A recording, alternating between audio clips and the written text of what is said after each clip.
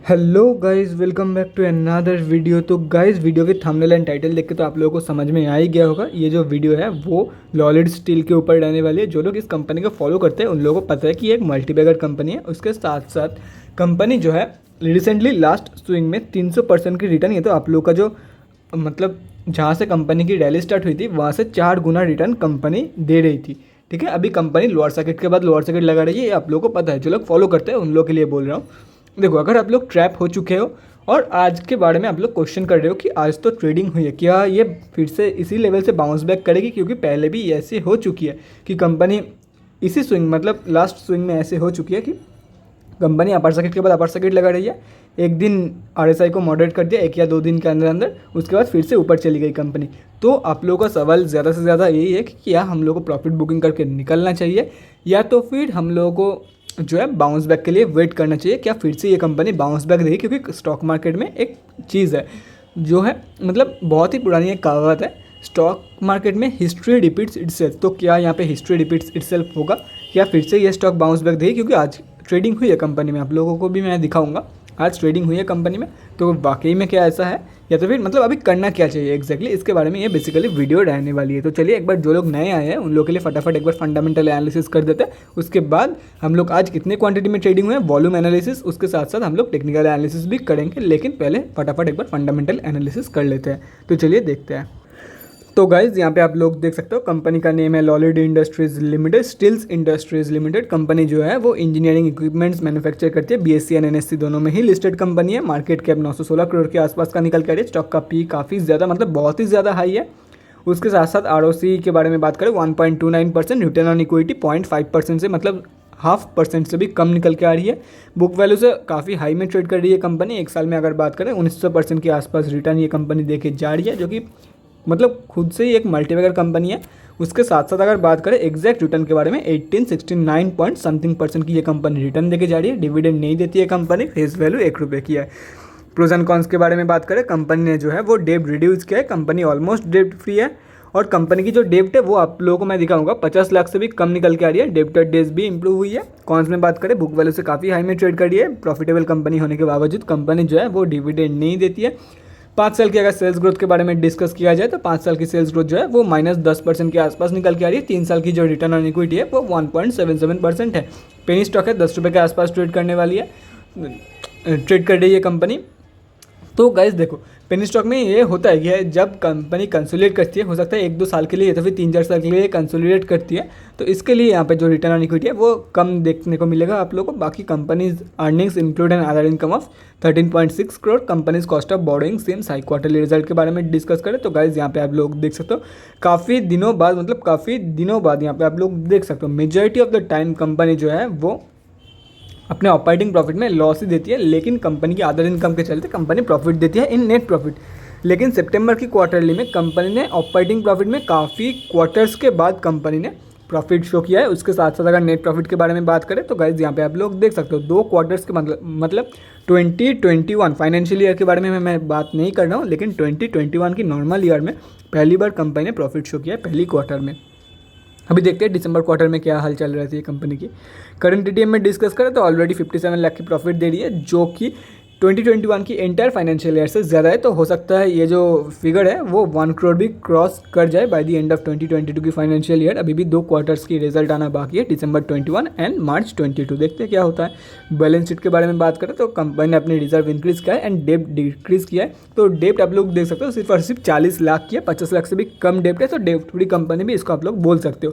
Cash flows के बारे में बात करें 47 लाख की पॉजिटिव कैश फ्लो है। यहाँ पे आप लोगों को मतलब ड्रॉप देखने को मिलेगी, लेकिन ये सितंबर क्वार्टर की अपडेटेड नहीं है। हो सकता है अभी 1 करोड़ प्लस ही कैश फ्लो हो कंपनी के पास, क्योंकि कंपनी ने बहुत ही सही प्रॉफिट दिया है। शेयर होल्डिंग पैटर्न के बारे में डिस्कस करें तो प्रोमोटर्स ने जो है अपनी होल्डिंग इंक्रीज़ किया है। अगर लॉन्ग टर्म में देखा जाए 3 साल की कंपैरिजन में 46.12 से 53.41, जो कि काफ़ी सही है। और उन लोगों ने इंक्रीज़ किया है जून की क्वार्टर में 2021 में। पहले तक तो कम ऑलमोस्ट सेम ही थे, बाकी अभी उन्होंने इंक्रीज़ किया है। पब्लिक में डिस्कस करें तो 46.53% जो है वो पब्लिक की होल्डिंग है। एक ही बड़े रिटेलर्स की होल्डिंग है, वो है सुनील भगत लाल दलाल जी की होल्डिंग है, दलाल जी का होल्डिंग है 3.34%। अगर ये कैलकुलेट करते हैं तो हम अब जैसे छोटे मोटे रिटेलर्स की होल्डिंग 43.19% निकल के आ रही है। तो चलिए अभी डिस्कस करते हैं आज कितने क्वांटिटी में ट्रेडिंग हुआ है, उसके बाद हम लोग डिस्कस करेंगे कि आगे क्या होने वाला है। क्या आप लोगों को प्रॉफिट बुकिंग कर लेना चाहिए, या तो फिर अगर आज जो मौका था क्या प्रॉफिट बुकिंग करने के लायक था, या तो फिर जिन लोगों ने होल्ड करके रखा है वो लोग ठीक किया है, या तो फिर जिन लोगों ने प्रॉफिट बुकिंग करके निकाला है, प्रॉफिट बुकिंग करके पैसा निकल लिया है, क्या वो लोग बेवकूफ़ है या नहीं, उसके बारे में हम लोग डिस्कस करेंगे, जिसके ऊपर मेन ये वीडियो है। तो गाइज NSE एंड BSE दोनों में ही लिस्टेड कंपनी है। तो हम लोग यहाँ पे आ चुके हैं NSE के वेबसाइट पे। निफ्टी मेटल में कंपनी लिस्टेड है, एंड कंपनी की जो सिंबल है LSIL है। उसके साथ साथ अगर आज के बारे में बात करें 54,46,772 क्वांटिटी आज ट्रेडिंग हुई है, और ये जो ट्रेडेड वैल्यू निकल के आ रही है 563.74 लैक्स की निकल के आ रही है। पेंडिंग ऑर्डर क्वांटिटी के बारे में बात करें, ट्रेडेड वॉल्यूम से काफ़ी कम ऑर्डर पेंडिंग है, 16,80,909, 10.35 के प्राइस पॉइंट पे 81.22%, मतलब इंट्राडे ट्रेड्स आज लिया गया है। यहाँ पे आप लोग साफ साफ देख सकते हो। उसके साथ साथ अगर यहाँ पे डिस्कस करें आज की हाई ओपन लो के बारे में, तो आज यहाँ पे आप लोग देख सकते हो आज कंपनी ने जो है वो एक बाउंस बैक देने की कोशिश किया है कंपनी, क्योंकि ओपनिंग प्राइस देखो ऐसे ट्रेड कर रही थी, बीच में ऐसे ही हो गई कंपनी, फिर से आके मतलब ओपनिंग प्राइस पे क्लोजिंग हो गई है, और ओपनिंग प्राइस ही लो है आज की। यहाँ पे आप लोग देख सकते हो साफ साफ। अभी मेन टॉपिक के बारे में बात करते हैं, जिसके लिए मैं ये वीडियो बना रहा हूँ। तो चलिए चार्ट दिखाता हूँ आप लोगों को। तो गाइज यहाँ पे आप लोग देख सकते हो NSE की डेली चार्ट खुली हुई है, 10 रुपये के आसपास ये कंपनी ट्रेड कर रही है। आज लोअर सर्किट में क्लोजिंग हुई है, और अगर यहाँ पे आप लोग ध्यान दोगे तो यहाँ पे जो है कंपनी ने एक ट्रेडिंग हुई है, यहाँ पे आप लोगों को साफ पता चल रहा है कंपेयर टू दिस डे। यहाँ पे तो opening price he closing and high सब कुछ है, यहाँ पे आप लोगों को ट्रेडिंग होते हुए नजर आएगी। और अगर आज के वॉल्यूम के बारे में बात करें तो आज की जो वॉल्यूम है वो काफ़ी सही है ये कल के कंपैरिजन में। अभी देखो गाइज यहाँ पे अगर जो लोग भी बोल रहे हैं ना गाइज कि यहाँ से कंपनी बाउंस बैक दे सकती है, मुझे भी ये लग रहा है कि कंपनी यहाँ से बाउंस बैक दे सकती है, क्योंकि अभी भी बाइंग हो रही है, और पेंडिंग ऑर्डर क्वांटिटी में भी देखा इतना ज़्यादा कुछ क्वांटिटी था नहीं। उसके साथ साथ मैं आप लोगों को RSI भी दिखाना चाहूँगा, 68.03 मतलब प्रॉपर बाइंग जोन पे है। प्रॉपर बाइंग जोन मतलब 70 के ऊपर अगर होता तो प्रॉपर बाइंग जोन मैं बोल पाता, लेकिन हाँ ठीक ही है, क्योंकि यहाँ पे अगर आप लोग देखोगे तो ऑलमोस्ट इसी RSI के लेवल से कंपनी जो है वो बाउंस बैक शो किया है आप लोगों को, ठीक है। उसके साथ साथ यहाँ पे भी सेम ही हुआ था, इस जगह पे कंपनी ने ड्रॉप दिखाई, उसके साथ साथ एक दिन ट्रेडिंग हुआ, यहाँ पे काफ़ी सारे लोग एग्जिट करके निकल गए, कोई बात नहीं, लेकिन फिर ये कंपनी ऊपर चला गया और एक नया हाई टच कर दिया। तो देखो गाइस मैं आप लोगों को यही रेकमेंड करूँगा, अगर आप लोगों की होल्डिंग जो है वो 8 रुपये से नीचे है, 8 रुपये से अगर आप लोगों की होल्डिंग नीचे है तो गाइस आप लोग एक चांस ले सकते हो। कोई भी नहीं बता सकता कि यहाँ से 100% श्योरिटी के साथ कोई भी नहीं बता सकता, बता तो मैं भी सकता हूँ 100% श्योरिटी के साथ, या तो फिर 99% श्योरिटी के साथ कोई भी नहीं बता सकता कि यहाँ से बाउंस बैक देगी या नीचे गिरेगी, ठीक है। क्योंकि अगर हिस्ट्री रिपीट्स इटसेल्फ वो देखा जाए तो कंपनी के बाउंस बैक देने की चांसेस 55% है, नीचे जाने की चांसेस 45, क्योंकि RSI भी जो है वो ठीक पोजीशन पे आ चुकी है। RSI अभी भी ओवरबॉट जोन में नहीं है, RSI ठीक ठाक हो चुकी है, 68 है RSI, तो बाइंग जोन पे ही है, और आज भी ट्रेडिंग हुई है, तो मतलब बाइंग ऑर्डर कोई ना कोई तो आज बाई किया है। अभी करना क्या है देखो गाइज, जो लोग फ्रेश एंट्री करने के बारे में सोच रहे हैं गाइज, मैं आप लोगों को यही बोलना चाहूँगा, आप लोग बिल्कुल बाई करके चल सकते हो, लेकिन अभी बाई मत करना। पहले वेट करो कि कहाँ से कंपनी बाउंस बैक देती है। हो सकता है कि 9.65 नहीं, हो सकता है 6.85 के लेवल से कंपनी बाउंस बैक दे। अगर कंपनी 9.65 के जगह पे 6.85 के लेवल पे बाउंस बैक देती है, जो बंदा 9.65 पे बाई करेगा वो लॉस में जाएगा, और ये जो टोटल पोर्शन है उसको लॉस रिकवरी में ही चली जाएगी। और हो सकता है 6.85 से बाउंस बैक देने के बाद 9.65 की टारगेट हिट करके ये कंपनी नीचे गिर जाए, तो आप लोगों को मतलब प्रॉफिट तो कुछ भी नहीं होगा, उल्टा टाइम वेस्ट होगा, एंड ब्रोकरेज वो सब अलग से जाएगा। इसीलिए मैं आप लोगों को बोल रहा हूँ गाइज, देखो जो लोग नए एंट्री करने के बारे में सोच रहे हैं, बाउंस बैक कंफर्मेशन के बाद बाय करो। मेरा एज यूजुअल डायलॉग ही है कि कोई भी ट्रेड ले रहे हो स्विंग ट्रेड में, बाउंस बैक कंफर्मेशन के बाद या तो फिर ब्रेकआउट कंफर्मेशन के बाद या तो फिर कोई रेजिस्टेंस अगर क्रॉस करी कंपनी ने, उसकी कंफर्मेशन के बाद एंटर करो फॉर दी अपर टारगेट्स क्या है, ये सभी है। और जिन लोगों के पास होल्डिंग है, अगर आप लोगों ने 8 रुपये से पहले एंट्री है, आप लोगों की जो एंट्री पॉइंट है वो 8 रुपये से पहले है, तो आप लोग एक चांस ले सकते हो। मैं देखो इतना ऊपर जाने के बाद मतलब यहाँ पे 3 रुपये की प्राइस पॉइंट, यहाँ पे 12 मतलब 4x रिटर्न या तो फिर 300% की रिटर्न आप लोग इसे बोल सकते हो। इतना ऊपर जाने के बावजूद कंपनी जो है वो अभी नीचे गिर रही है, तो हो सकता है, मुझे लग रहा है कि मेरे एक्सपीरियंस से लग रहा है कंपनी अभी भी और नीचे जाएगी, ठीक है। मैं गलत भी हो सकता हूँ, ये तो नहीं है कि मैं 100% टाइम्स सही होऊंगा। मैं एक्सपीरियंस से बोल रहा हूँ, इतना 300% या तो फिर 4x की रिटर्न देने के बाद मुझे नहीं लगता कि कंपनी बाउंस बैक देके और भी ऊपर जाने वाली है।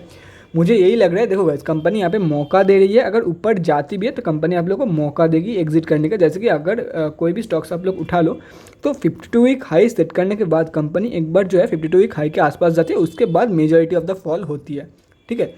वहाँ पे एग्जिट करने का मौका देती है कंपनी, और इसने भी वही किया, 52 वीक हाई टच किया, उसके बाद नीचे गिर रही है।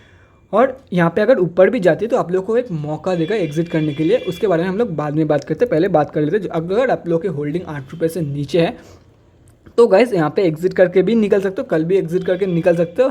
और अगर आप लोग को रिस्क लेना है तो रिस्क लेके चल सकते हो, क्या पता ये बाउंस बैक दे दे।